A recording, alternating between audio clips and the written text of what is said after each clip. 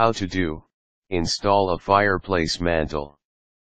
Not everyone can be a fine carpenter, but you can make your fireplace a thing of beauty if you follow basic principles of the craft. Instructions: Step 1. Mount any plinth blocks or decorative motifs and moldings you choose. Nail the mantel shelf into the breastplate and on top of the columns. Quick tip: consider fireplace inserts that are designed to be attractive replacements for a real fire. Step 2. Countersink all nail heads and fill holes.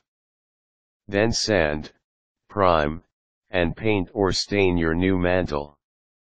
Did you know, the United States Fire Association reports that creosote buildup in chimneys accounts for 36% of residential home fires.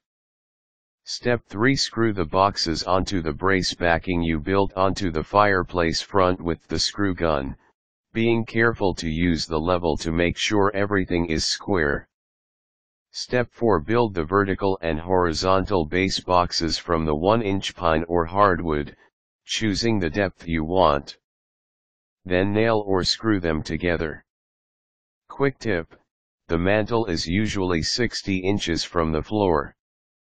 Step 5. Attach the brace to the wall that the mantel boxes will be moored to, pre-drilling holes in the masonry. Anchor it with the 10-inch masonry screws. Step 6. Cut out the breastplate, the rectangular piece that fits over the firebox, to reach as high as the mantel shelf and as wide as the outside of the columns. Secure it with the 2-inch masonry screws.